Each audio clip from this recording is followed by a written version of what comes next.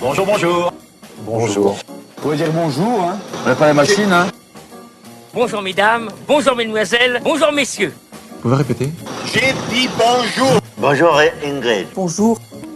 Nouvelle semaine, nouvel épisode. Bonjour continue son inarrêtable ascension. La matinale de France Inter n'a qu'à bien se tenir. Tu vas te calmer, hein? Oui, désolé, vous avez raison, je m'emballe certainement un petit peu. Pour commencer, je vais vous donner des nouvelles de Jack Ma. Vous vous souvenez, c'est ce milliardaire chinois, fondateur du site de vente en ligne Alibaba. Il avait disparu après un discours critique envers Pékin. Et après des mois d'absence, Surprise, motherfucker. le revoilà.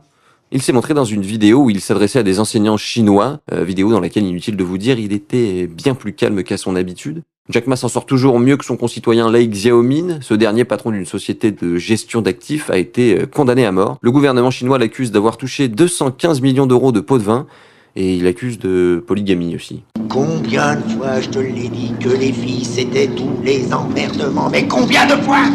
De là à savoir si la polygamie a eu une réelle influence sur sa condamnation, hein.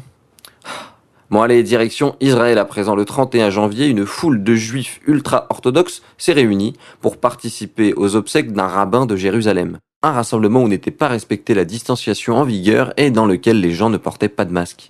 Plutôt ironique lorsqu'on sait que le rabbin en question est mort du Covid. Ouais, méditez ça. Allez, en France à présent, sachez qu'à partir du 1er février, l'enveloppe allouée aux dépenses des députés pour financer leurs frais personnels va augmenter de 15%. Ils percevront cette année près de 2800 € supplémentaires. Cette décision a fait vivement réagir et a fait l'objet de nombreuses critiques. Certains élus parlent d'un timing inapproprié. Christophe Castaner, président du groupe La République En Marche à l'Assemblée, a justifié cette hausse du mieux qu'il a pu. Vous avez une cinquantaine de députés qui, de fait du confinement, ont multiplié les envois pour garder le lien avec leur circonscription et ont multiplié les envois postaux. Ils ont dépassé cette enveloppe. Et d'autres députés, eux, s'interrogent sur la manière dont a pu être dépensé l'argent de ces enveloppes. C'est le cas de la députée Les Républicains, Marie-Christine Dalloz. Je n'arrive toujours pas à comprendre ce que mes collègues, les 34 collègues qui ont dépassé les enveloppes, ont pu faire pour dépenser autant d'argent. Nous aussi, on se demande où il passe le pognon, hein. Allez, pour terminer, laissez-moi vous emmener aux États-Unis et plus précisément sur les côtes du Texas où se tenait un vol d'essai, celui d'une fusée de la société SpaceX.